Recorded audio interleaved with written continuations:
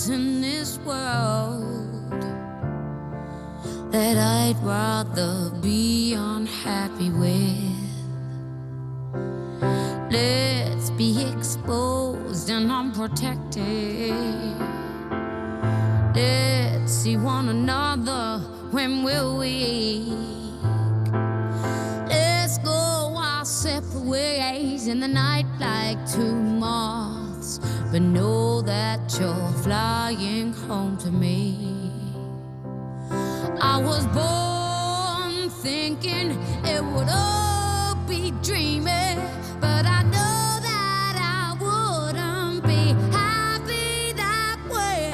You wear me out with frustration and heartache and anger, but we wait for the wave just to wash it away. Don't say nothing, just sit next to me. Don't say nothing. Shh.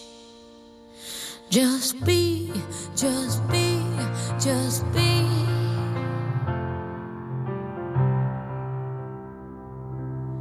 Let's let go together.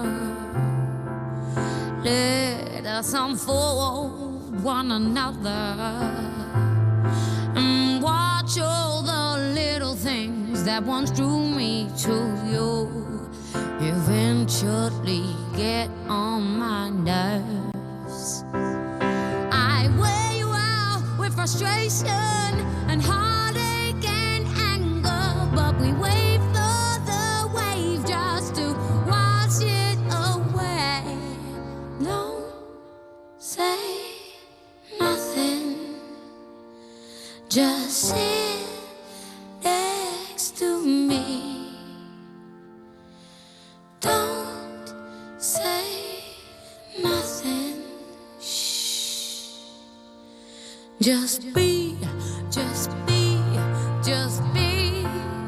Oh, oh, oh. When you're sick of the everyday. Oh, oh. When you're tired of my voice.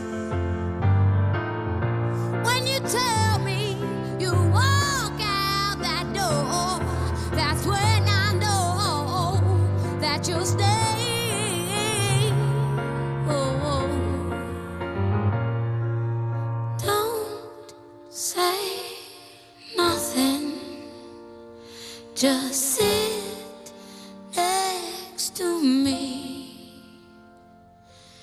Don't say nothing, just be, just be, just don't say nothing, just sit next to me.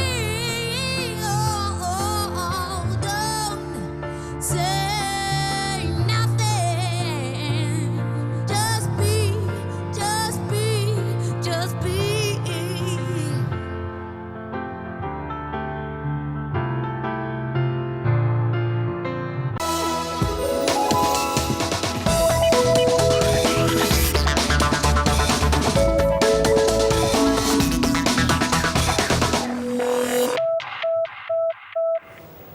Poštovani gledatelji, dobro jutro. Prije točno godinu dana prisegnula je vlada Zorana Milanovića. Tim povodom gostovao je u HTV-u Dnevniku Plus. Istaknuo je da je zadovoljan učinjenim, ali ne i rezultatima. Ponosan je na smanjene namete gospodarstvu, uvođenje reda, punjenje proračuna i fiskalne reforme. Oštro se osvrnuo na dizanje tenzija oko uvođenja zdravstvenog odgoja u škole. Mi smo prva vlada koja je smanjila proračun. To je fiskalna reforma, ali tako? Da ne govorimo o nizu propisa i zakona o financijskom poslovanju, trebali nabrajati, ukidanju raznih doprinosa, parafiskalnih nameta, doprinosa u zdravstvu uz istovremeno povećavanje PDV-a, što je račun koji su platili građani. Ukupno porezno opterećenje sigurno nije veće, a za gospodarstvo je niže. Pukotine u koaliciji, loše kadroviranje, izostanak reformi i teško stanje u državi razlozi su što čak 65% građana, prema istraživanju agencije Ipsos Plus, smatra da vlada zemlju vodi u lošem smjeru, a samo je 25% optimista. Rad vlade komentirao je predsjednik HDZ-a Tomislav Karamarko. Kako ocjenjuje rad ove vlade? Jako loše. Jako loše. Dakle, oni su prevarili ovaj narod, prevarili su biračko tijelo sa tim planom 21 koji se pokazao kao obmana. Najobičnija obmana, niti jednu točku iz tog plana oni nisu ispunili. Sinoć u Belišću velika obiteljska tragedija. U pucnjavi vatrenim oružjem ubijeni su brat i sestra, a druga je sestra teško ranjena. Osumnjičen je njezin bivši muž. Nakon bijega automobilom kojim je izazvao prometnu nezgodu, uhićen je u Ladimirevcima.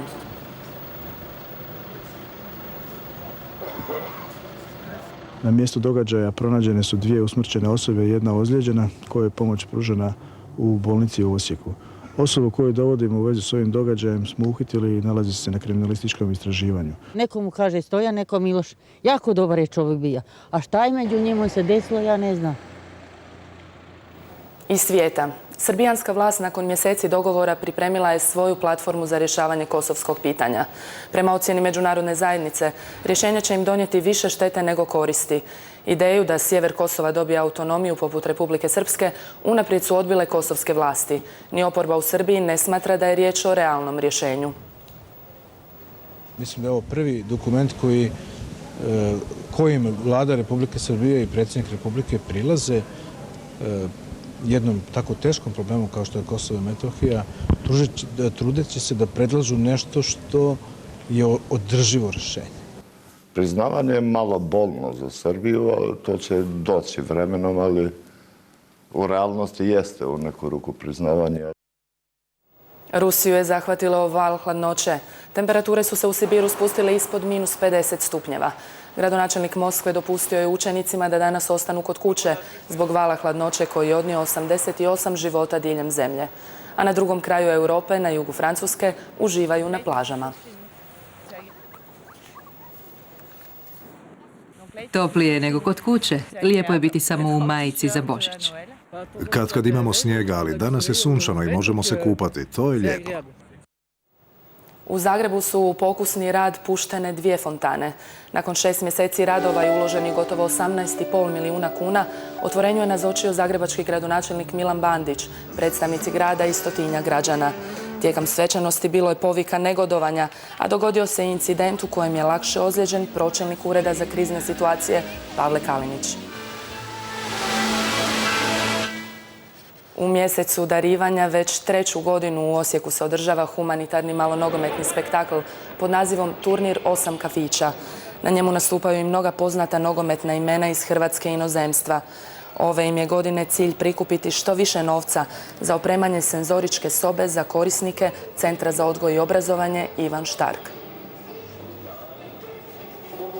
U vrijeme Božića okrenimo se oko sebe, pomognimo onima kojima je pomoć najpotrebnija, ovo su djeca kojima je potrebna pomoć. Ova humanitarna akcija prikupila je već do sada 80.000 kuna, međutim naš cilj je da bude broj šesteroznamenkast. Sinoć je iz Laponije u Finskoj na put krenuo djed Božićnjak. Podsjetit će djecu diljem svijeta, a prema izračunima jednog finskog magazina njegov put dugačak je oko 466 milijuna kilometara. Pitate li se koliko mu je godina? Odgovor je između 300 i 500. Badnjak je dan uoči Božića. Za vjernike iščekivanje najradosnijeg katoličkog blagdana Isusova rođenja. Kiti se božićno drvce, a badnje bdijenje ima vrhunac na misama polnočkama koje će se slaviti u svim župama. Program HRT-a pratite na Facebooku i Twitteru, a mi se vidimo u sljedećim vijestima u 7:35. Doviđenja!